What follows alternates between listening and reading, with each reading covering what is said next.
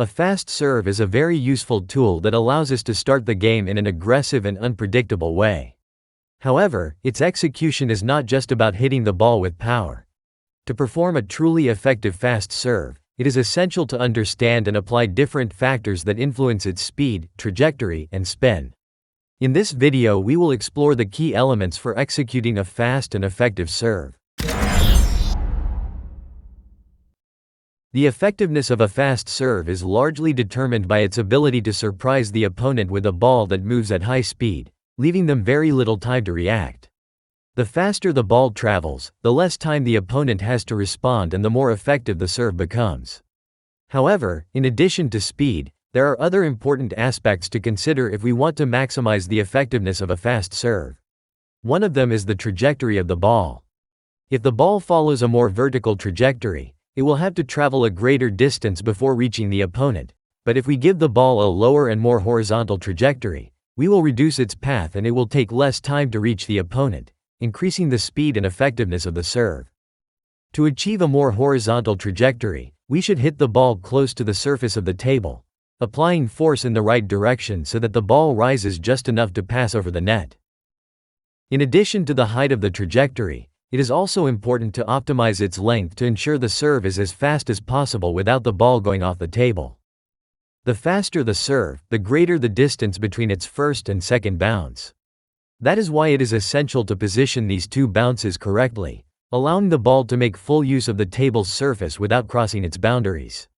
The optimal placement is for the first bounce to be as close as possible to the end line on your side of the table, and the second bounce as close as possible to the opponent's end line. We can also aim for the corners of the table to further increase the distance between the two bounce zones and execute an even faster serve. However, it is important to consider that depending on the situation, a parallel serve or one aimed at the opponent's elbow might be slower but more effective. Another important aspect is the type of contact and the spin we apply to the ball. Although a fast serve can be executed with any type of spin, if we want it to be as fast as possible, the best option is to use topspin. On one hand, the topspin will accelerate the ball upon contact with the table, making it continue moving faster after the bounce.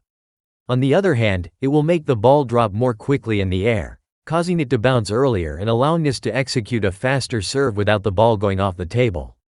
In any case, it's important to consider that other types of spin, such as side spin or side topspin, can be just as or even more effective, depending on the opponent and the situation.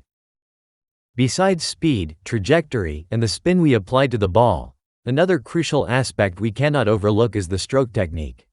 Developing good technique is essential for achieving proper control, precision, and power, which will allow us to send the ball with the correct trajectory, giving it the right speed and spin. Regardless of whether it is a backhand, forehand, or reverse serve, you must execute proper technique with stable and coordinated movements to ensure the ball is delivered as intended. In this video, we won't discuss any specific technique for the fast serve, but we will focus on a key technical element that many players often ignore. The time we give our opponent to react doesn't start when we hit the ball but much earlier. Their brain processes and analyzes our posture, the movement of our racket, and various cues that allow them to anticipate and recognize that it's a fast serve even before we make contact with the ball.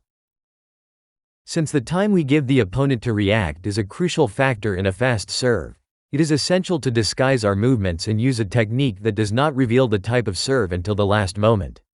To achieve this, it can be helpful, for example, to prepare and start the serve as if you were going to send a short ball, and at the last moment, accelerate the motion to add more speed and depth to the ball. The longer it takes the opponent to realize it's a fast serve, the less time they will have to respond, and the more difficult it will be for them to return it effectively.